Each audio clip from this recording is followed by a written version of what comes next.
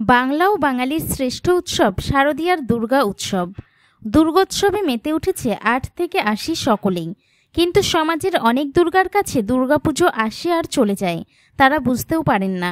আর এই দুর্গা উৎসবের প্রাক্কালে শান্তিপুরের সামাজিক সংগঠন পূর্ণিমা মিলনী সংঘের পক্ষ থেকে প্রতিটা বাজারে যে সমস্ত দুর্গা মায়েরা সবজি বিক্রেতা বা বিক্রি করেন, সেই ভালোবাসার মানুষদের হাতে পুজোর উপহার তুলে দিয়ে পুজো উৎসবে যাতে সকলে মিলে একত্রে এই উৎসবে মেতে থাকা যায়, তারই বার্তা দিলেন।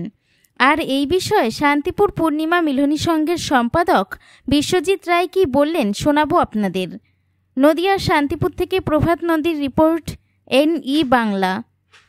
অবসান ঘটিয়ে দেবীপক্ষের শুরু, মহালয়া তো গেল, আজ 3 দিন হয়েছে।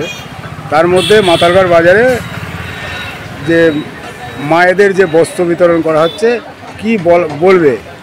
নমস্কার, আমরা শান্তিপুর পূর্ণিমা মিলনী সংঘের পক্ষ থেকে শারদ উৎসবের প্রাক মুহূর্তে আমাদের যে কর্মসূচি বাজলো তোমার আলোর বেনু, এই কর্মসূচির মাধ্যমে প্রত্যেকটি মানুষের মুখে একটু থাকুক হাসি, এই প্রকল্প বা এই বার্তাকে সামনে রেখে আমরা নদিয়া জেলার বিভিন্ন বৃদ্ধাশ্রম, বিভিন্ন অনাথ আশ্রম, বিভিন্ন শিশু আশ্রম থেকে শুরু করে শান্তিপুরের বিভিন্ন বাজারে, বিশেষ করে শাক সবজি বিক্রেতা যেসব মায়েরা আছেন, তাদের হাতেও আমাদের শান্তিপুর পূর্ণিমা মিলনী সংঘের পক্ষ থেকে একটি করে নতুন শাড়ি তুলে দেওয়ার আমরা চেষ্টা করলাম।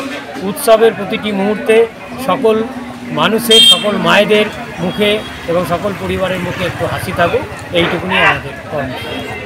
এমনি কতগুলো বাজারে শাড়ি? শান্তিপুরের আমাদের আজকে মাতালগড় বাজারে এই মুহূর্তে এসেছি। ইতিমধ্যে আমরা রেলবাজার, নীলমণি মার্কেট, নতুনহাট, কাশ্যপপাড়া বাজার, বিভিন্ন বাজারে বেশ কয়েকদিন ধরেই আমাদের এই কর্মসূচি চলছে মায়েদেরকে নতুন বস্ত্র তুলে দেওয়ার।